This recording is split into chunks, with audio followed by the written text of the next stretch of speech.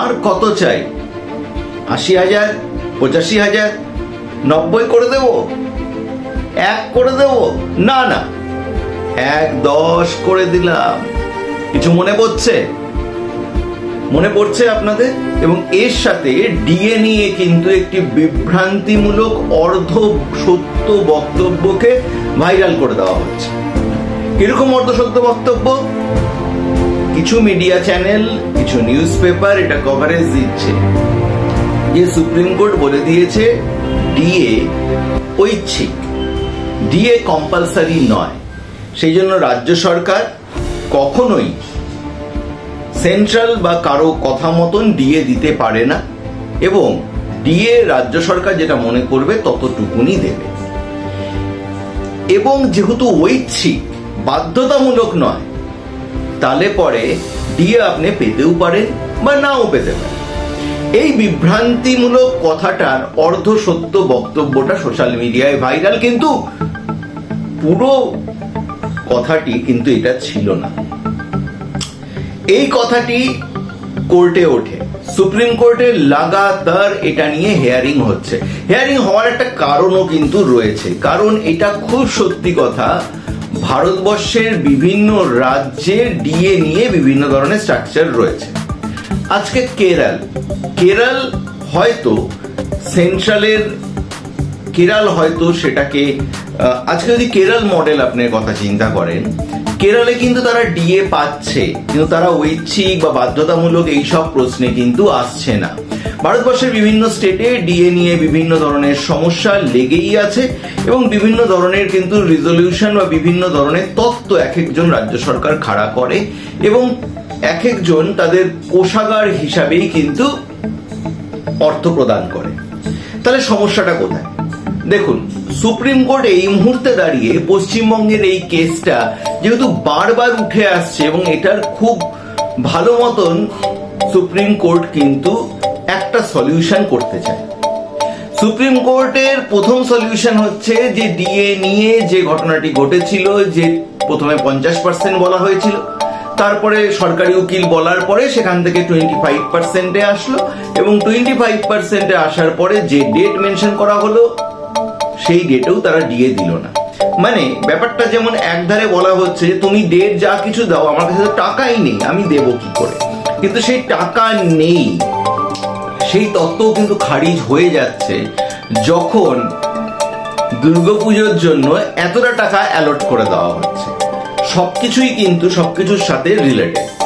এবার এই যে প্রথম যে বক্তব্যটা ছিল যে ডিএ ঐচ্ছিক, ডিএ কম্পালসারি নয়, আপনি নাও পেতে পারেন, এর পরে মঙ্গলবার দিন যখন এই কেসটা আবার ওঠে, তখন কিছু আরেকজন কিন্তু বিচারপতি বলে ওঠেন। তিনি কি বলেছিলেন?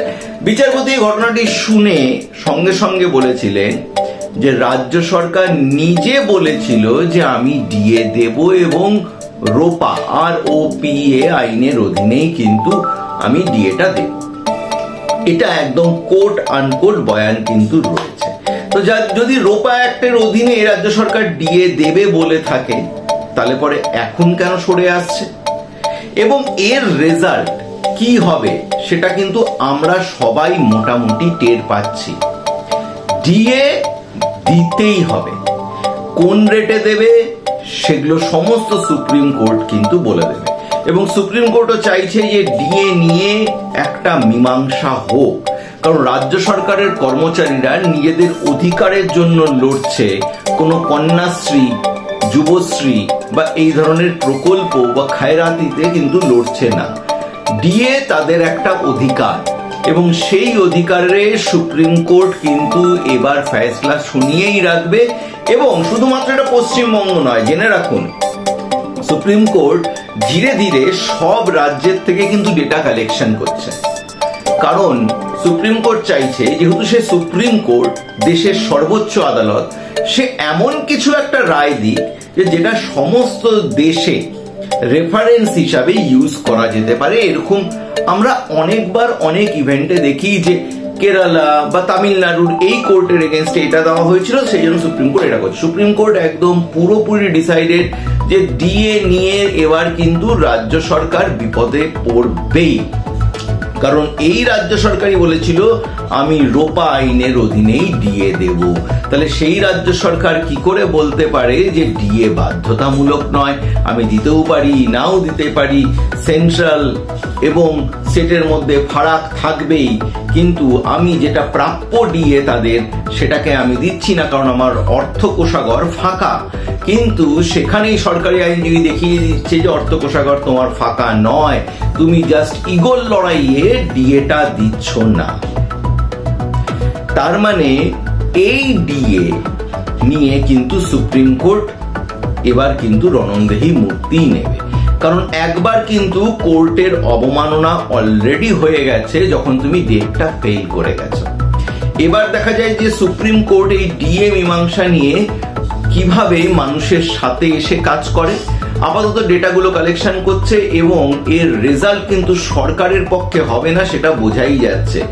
ডিএ প্রতিটি সরকারি চাকুরিজীবী নিজস্ব অধিকার এবং সেই অধিকারে হস্তক্ষেপ হলে সুপ্রিম কোর্ট এবার কিন্তু ছেড়ে কথা বলবে না। ভিডিওটিকে সবার মধ্যে শেয়ার করে দিন। ভালো থাকবেন, সুস্থ থাকবেন। জয় হিন্দ, বন্দে মাতরম।